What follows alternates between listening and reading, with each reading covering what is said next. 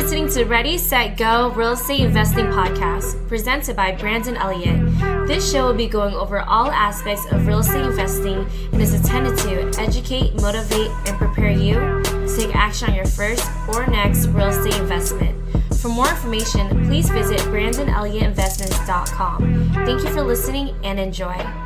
Welcome back, everyone, to Ready, Set, Go Real Estate Investing Podcast. I'm your host, Mr. Brandon Elliott. I'm excited to be with you here today for many different reasons. We've noticed, obviously, like a majority of our audience is entrepreneurs, beginning entrepreneurs, getting to that next level, maybe a dozen, 24 properties under their belt, might have a day job, but really trying to take it to the next level, right? Trying to go all in, trying to grow and scale their business and so forth, going from multiple six figures to seven figures. That's a lot of our audience. With that being said, recently we have seen more people that are working the 9 to 5, but desperately looking for the investment opportunity. They don't have the capital ready. They don't know exactly what to do with it when that takes place. And so this episode is for you. If that aligns, if that makes sense, if you're like, hey, I do have a day job, or, I hate my day job, I'm trying to do this or whatever. I'm trying to figure something out. Real estate sounds cool. Don't know how to get started. This is for you. Now, I've done other podcasts in the past previously, even most recently, just a few episodes ago, explaining 30 plus different ways to make money in real estate, and for you to do your own due diligence, figure it out, see what aligns with you, your time management, resources, money, all those fun things to be able to go all in on that. However, what I want to explain today is this. If you love your job, right? Because there's people out there that say they want to be a investor or say they want to be an entrepreneur, but really, it's a tough friggin' road, and many aren't built for that. Number one. So say you think that you want to do those things and you keep on trying to do it, but you're just not doing it. So the safer route for you is just staying where you're at with the job. And you may love it or you may absolutely hate it. The inconsistency of whatever, the unknown, that's all scary. And that's why you want to go all in on your own time. You see the freedom that it could bring over time. It sounds sexy being an entrepreneur. You don't see all the things behind the scenes. So it's hard to say. But what I can tell you is this: if you don't go absolutely all into it and you don't have the balls, just truthfully, just really blunt here, not trying to sugarcoat it. If you don't have the balls to actually go all in, do or die, just one way or another, I'm going to figure it out. I'm not, you may be scared, but you're just screw it. The fear is less than the potential of holding back and not doing it and living with regret. You're not willing to sacrifice that. If that is you, then you will do the entrepreneur thing until it fails or you figure something out, and it works out, right? And it could take a year. It could take several years, right? But if you can't muster up the confidence, the boldness to do it, there's no shame in the game. This is what it is. Most people aren't built for entrepreneur stuff, right? So stick with the day job. However, I highly recommend, and I've said it and preached it many times in the past, every single person out there, I don't care who you are, and I don't care if where you are in this world. If you live on this planet Earth, you need to buy some real estate. Okay. Now, this is what I recommend: anywhere from 3 to 4 rental properties. Okay. And I recommend ideally residential multifamily. So anything of, 2 units to 4 units, ideally. If you get a single family house and you love it in that area and it works out, and we'll talk about some of the other things that I'll be looking for, but ideally trying to get a duplex, a triplex, or a fourplex, because if it's all under one roof, great. If it's all under one electrical, one heater, great. Water tank, it gives you a little bit more flexibility, more cash flow. It gives you more protection. If you have one vacancy, or 2 vacancies, the other one that is full should ideally cover the mortgage, right? If you have a single family house, that's it, and it's vacant, then it's vacant and you're not making any money. So you're responsible for covering it. So I recommend having 3 to 4 properties, ideally residential multifamily, 2, 3, 4 units on each. So that's on the low end, let's just say anywhere from 4 units to about 16 units. Somewhere in that range, if you get somewhere at least 10, but up to 16 units, that is Number one, cash flowing, right? Very important. Number two, brings appreciation, which would be great if you can hang on to it for 5, 10, 15, 20, 30 years. Incredible, because the appreciation will be next level. And that will be your retirement, right? It will be your backup plan as well.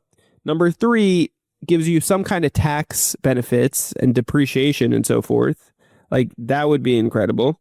It allows you to diversify and not rely strictly on your boss. It also gives you that bug, if you will, of feeling as if you are an entrepreneur, because you may be working your 9 to 5 and you're trying to figure out how to buy for the first time a fourplex. Maybe it's in your backyard, maybe it's out of the state, maybe it's out of the country. I don't know. But if you figure those pieces out, like, it's going to feel really entrepreneurish, like you're buying it. Now you got to raise the capital. You got to fund it. You got to renovate it. Ideally doing the burst strategy for the simple fact that you can buy it, get all of your money back out after you renovate it and make it brand new again. And every property needs a little bit of love typically. And that will force appreciation. You'll make it brand new and make it very sexy and give it, another 10, 20 years before a lot of things are going to be needed on it because you're doing it all at once.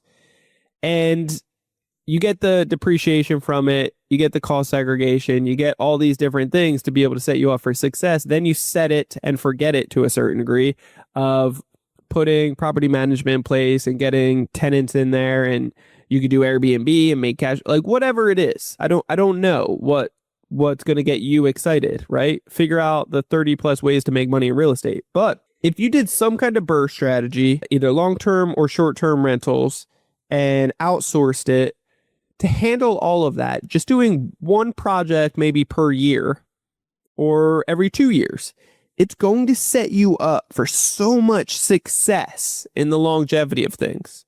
So much success that if your boss fires you, you're good. If you get sick, like deathly sick, and you can't be in at work for a couple months, you got cash flow coming in, you're good. If some kind of emergency happens, if some unforeseen thing happens, if your boss lets you go before you're supposed to retire and cuts your pension in half, you're good. You're good. And that is so crucial and overlooked by so many. And it absolutely breaks my heart because I see good people out there each and every day that want to do some kind of entrepreneur stuff. Acknowledge real estate can be amazing. However, they don't know where to get started. They don't know how to take action. They overcomplicate things. They overthink. And they're just so terrified of fear and failure that they don't take action. And there's so much mindset to be said with that. Like, take whatever type of savings you have right now and just dump it into mindset training, books, podcast, YouTube, coaches, therapists, whatever, to be able to give you the mindset training that is needed. Start manifesting your future. Write down words of affirmation. Like, start speaking life over yourself and getting away from stinking thinking people that are draining your energy and bringing you down with negative information, right? Focusing on the good stuff. And because the mindset's everything. When you are fearless and you're just like, you realize that there's more hope, there's more inspiration, there's more blessings to just move forward and do something. You're more optimistic than pessimistic in the future. It's going to bless you in so many ways. And having that diversification versus whether you love your job or hate your job. A job is a job, making money. It brings safety, right? So just having 1, 2, 3 properties, it's going to feel like the biggest entrepreneur and fear and scarcity thing like you've ever done in the beginning. However, it's going to bring so much stability and so much concrete confidence and so forth. And it's just mandatory. It has to be done. It has to be done. And when you realize that, when there's a will, there's a way, and there's no ifs, ands, or buts, it has to be done, then you'll make it happen. You'll make it happen. But I ran into 2 people recently that have somebody in their family, even they have somebody in their family that's actively doing this entrepreneur thing, and they're not utilizing those resources for some reason. They're not utilizing those resources of picking the person's brain, asking questions, taking them out to lunch, soaking up how they felt, just pop quizzing them like Oprah, like just go into town of like asking all the questions. Like, how'd you feel when you got started? What made you get started? Why'd you doing this? Like, how do you feel now? Why, like, what's going on? What were the complications that you went through? How did you fund things? What did you do to get this and this and this and this and this going? Like, these are some of the things that I'm fearing. What would you suggest to it? Can you give me any motivation here? Like, you're trying to just catch just a little bit of the confidence from them, the boldness, the hey, I should do this type of, you need that concrete clarity, if you will, and confirmation from these people sometimes. And if you have it within your family, it's almost like a cheat code. But a lot of people are looking at that family member of like Uncle Joe or Uncle John, like Aunt Susan of like whatever. Like, I don't know who the hell it is in your family, but looking at them and disqualifying for some reason. Like, oh, that's John, he's an asshole or something. Like, I don't know what it is. But what I can tell you is this, that outside entrepreneurs like myself looking in those situations, I'm looking at it like, why wouldn't you ask this guy in your family member that would, first off, like everybody that has gone up the ladder of success in their entrepreneur career, they're all more than willing to share. They are all more than willing to just like open up and say, man, this is how we did it with confidence, like just excitement, right? They don't want to waste their time because most business owners that have received that success realize like time's your biggest asset. So I definitely don't want to waste my time pouring into somebody that's not going to take action. But if you can show me how bad you want it and show me that you're really serious about it and that you're willing to soak up as much information about it as possible, then anybody and their grandmother is willing to share that knowledge with you as well. And so if it's in your family, they definitely want to see you succeed. They do. And it's crazy to kind of disqualify that or to not take advantage of that because some of those individuals didn't have that coming up. They didn't have the resources or friends or family. They just did it themselves. And maybe that was part of the blessings. But what I can tell you is you don't need to feel stuck trying to do the entrepreneur thing yourself, or like your whole family is successful in business and for some reason they didn't teach you business. So you're like doing your own thing, trying to work 9 to 5s at like Domino's and random places. You know what I'm saying? Like, don't do that. Like, success leaves clues. Focus on what's going to bring you happiness, what's going to bring you time freedom, what's going to bring you financial freedom, what's going to be able to hit some of your goals. It's common sense to a certain degree looking at the actions that you are going with. It's not going to make you happy. It's not going to serve you. It could be temporarily because it's mandatory and something needs to change, but that inconsistency is more frustrating and very hurtful in the longevity of things. So I say all this to say, buy real estate. And if you know someone, ask someone. Like if you know somebody within your circle, friend, family member, whoever, use and abuse, but really want it. Like, give a shit about it. Like, really go all in. And again, ask yourself, if you don't have the all in, stop talking about it. You don't need to keep talking about it each and every year for 4 or 5 years straight. You can just, like, you talking about it isn't going to manifest. You talking about it isn't going to spark, a do or die option for you. It's not going to give you the credibility of talking about it. Actions speak way louder. And so if you're not going to take action on it, that's okay. But what you do want to do is acknowledge like, hey, this job, it's stable. It's paying the bills. I'm okay here. Or find a job that is like that. Ideally one that you like. And if you don't like, start saving every friggin' penny and stop buying all the luxury BS stuff. Say whatever your paycheck comes back at, save ideally 30%. Another 30% you should be putting into an investment account. Okay. And then those two right there, that's 60%. You should be taking that and being able to save up for something to heavily invest in, like real estate, do the BRRRR strategy. But 30% should be for savings, 30% should be for investing, 30% should be living off of, right? And then 10% should be giving. Because I believe in karma, I believe in tithing, I believe in tithers' rights, I believe in when you give, even if it's just 10%, then it will come back multiplied, shaken up and stirred together to be able to overflow into your finances and to pour in even more.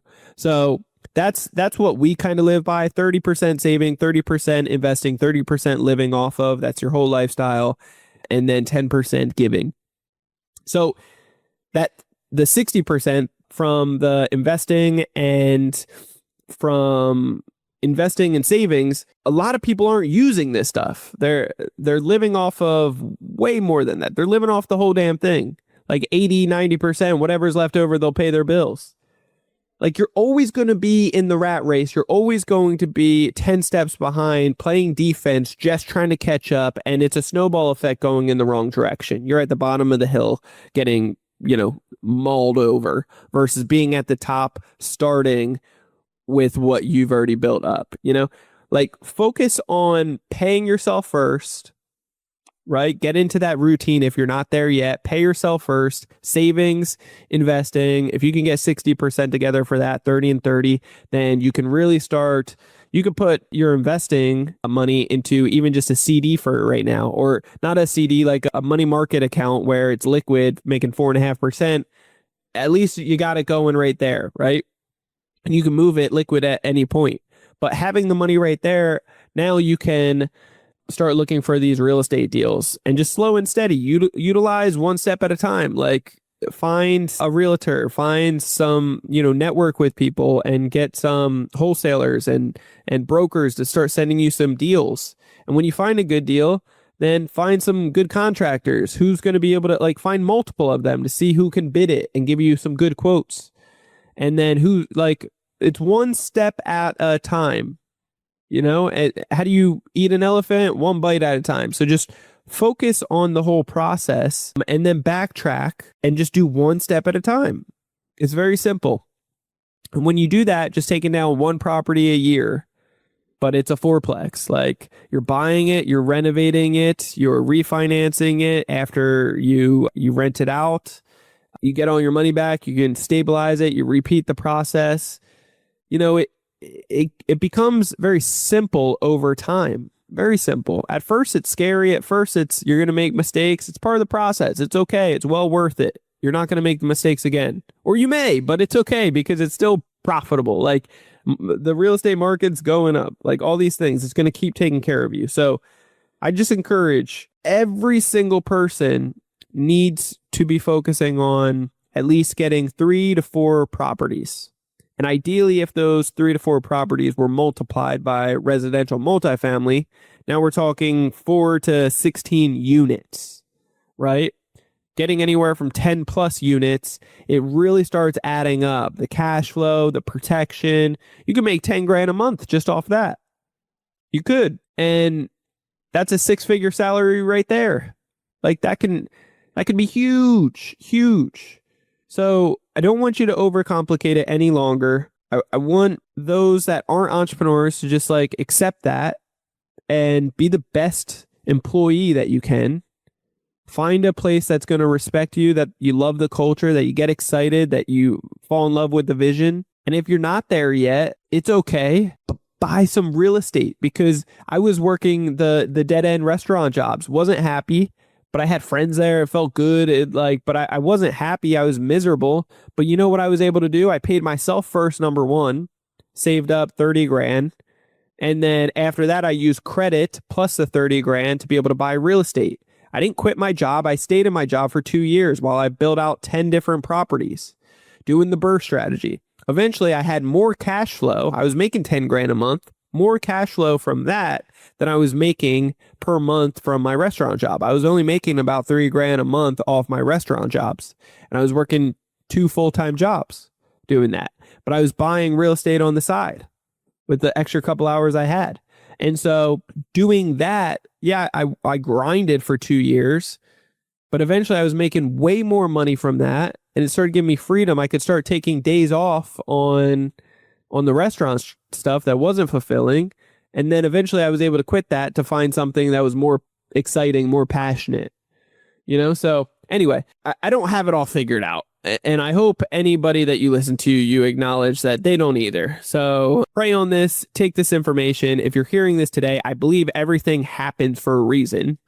But I also believe that this timing could be impeccable for you because everybody should be focusing on some type of real estate. It will bless you. It will bless your finances. It will bless your kids. It will bless like generations to come. It will give you that retirement plan because we're not all going to be in the best health and all these other things when we're older. Like you don't want to have to rely on working for somebody else. You want some options, right? So I hope this blesses you. I hope it really locks in. Like I know that it will. And yeah, if you need, but besides paying yourself within your job, and if it's not stacking up high enough or fast enough for you, then understand that at Credit Counsel Elite, we can help you get massive amounts of funding. I'm talking $2, $3, $4, or even $500,000 plus in new capital. I can show you how to do this with interest rates even as low as 0%. For 6 to 24 months, it's not a bad gig. That's how I've been able to buy a bunch of real estate. That's how we own over $14 million in real estate today. And that's how we've been able to get massive amounts of cash flow as well, be able to live our life on our own terms. And I know if I can do it, and over 3,700 members within Credit Counsel Elite over the years that we've been able to train and teach the same thing, that knowledge is impeccable and super imperative to your success. If we can all do it, I know that you can do it as well. We have a system that truly works if you work it.